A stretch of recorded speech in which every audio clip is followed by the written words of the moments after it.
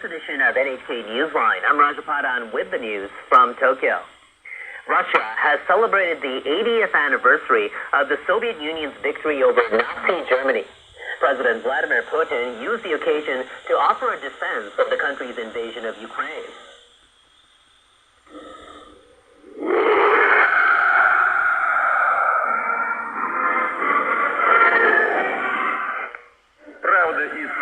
Truth and justice are on our side. The whole of Russia, our society, and all people support the participants in the special military operation. We're proud of their courage and spirit, and their steely determination that has always brought us victory. Leaders from more than 20 countries attended the ceremony. That's the most since the start of the invasion. Chinese President Xi Jinping sat next to Putin as the guest of honor. Putin spoke about Russia and China's cooperation during World War II. We highly appreciate the contribution made to our common struggle by the Allied armies, members of the resistance, and the courageous people of China. The celebrations included a military parade featuring units from 13 foreign countries. China's was the largest. Russia's military held a separate parade that showcased weapons, including several types of drones believed to be in use in Ukraine. Putin unilaterally declared a ceasefire to coincide with the event, but both countries claim the other side has attacked during the period. U.S. President Donald Trump is once again trying to get Russia and Ukraine closer to a lasting peace agreement. He's calling on both sides to agree to a 30-day truce. Trump posted on social media Thursday. He suggested a month-long unconditional ceasefire. He said the U.S. would punish anyone who violated the proposed agreement. Trump went on to say the ceasefire must build towards a lasting peace plan. He claimed it can be done very quickly, saying he's available at a moment's notice. Ukrainian President Volodymyr Zelensky also made a post on Thursday.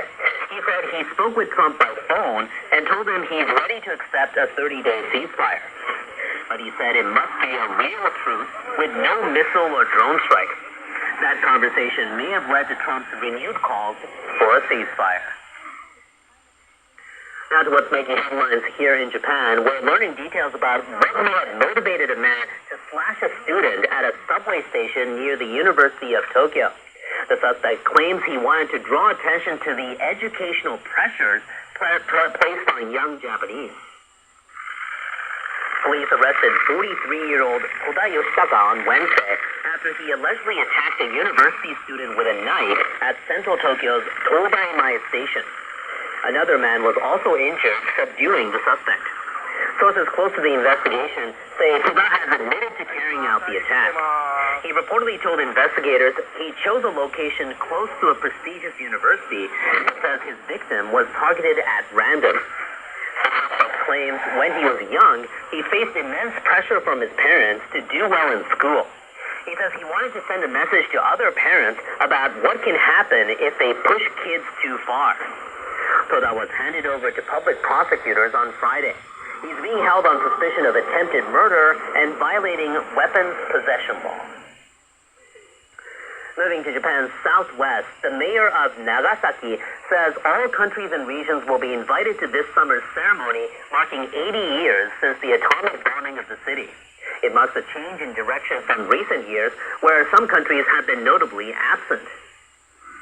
It'll be the first time since 2021 invitations will be extended to representatives of all countries and regions with diplomatic missions in Japan.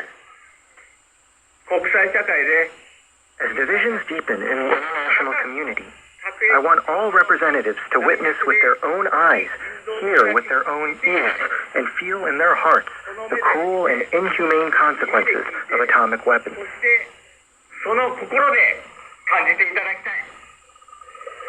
Israel was not invited to last year's ceremony. Suzuki said at the time this was to ensure the ceremony would be conducted smoothly and with an appropriate atmosphere. The U.S. ambassador and representatives from several other countries responded by not attending. Russia and Belarus have not been invited since the start of the invasion of Ukraine in 2022. Nagasaki officials say they plan to implement strict security measures and request the cooperation of attendees to ensure a calm and solemn ceremony.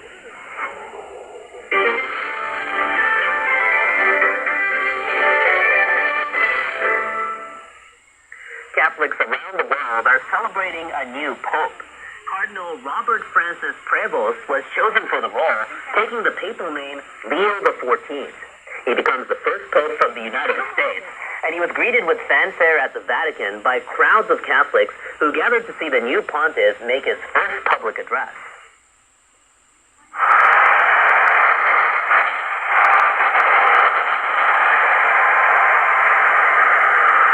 La pace sia con tutti voi.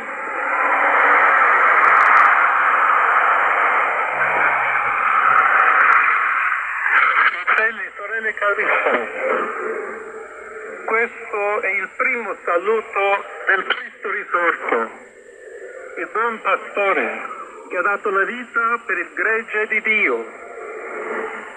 Anch'io vorrei che questo saluto di pace entrasse nel vostro cuore, raggiungesse le vostre famiglie, a tutte le persone, ovunque siano, a tutti i popoli, a tutta la terra. La pace sia con voi.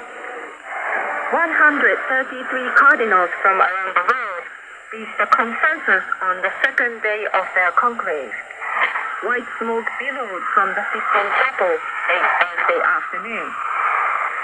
The new pope is 69 years old. He was born in Chicago. He served as a bishop in the northern Peruvian city of Chiclayo, then became a cardinal in 2023. I expect that he continues to uphold his legacy. The President of the United States, who sent such awful messages of hate and division, and he is denying human rights and dignity to not only Americans, but people from all around the world. The fact that the church, the universal church, has chosen for their leader a pope who will contrast this message. Experts say Pope Leo's ties to Latin America may have helped him win the vote. He spent many years in Peru and has Peruvian citizenship. The late Pope Francis came from the same region, which has a big Catholic population. I am excited and feel blessed by the election of the new Pope, especially because he is from Chiclayo. Pope Leo's election was welcomed by Peruvian President Dina Boluarte. And Papa, the Pope is Peruvian. God loves Peru. Long live Leo XIV. Long live Peru. U.S. President Donald Trump said on social media that it's an honor to see the first American Pope. He also said he looks forward to meeting him. Some Americans welcomed Pope Leo for what appears to be different reasons. We're really excited that we have an American Pope at this point in our lives because, like my husband said, the U.S. is a bad rep. Ukrainian President Volodymyr Zelensky said Ukraine values the Holy See's consistent position of upholding international law, including condemning Russia's aggression and protecting civilians. UN Secretary General Antonio Guterres expressed hope that the UN and the Holy See will work together to create a sustainable world. He said in a statement that the world is in need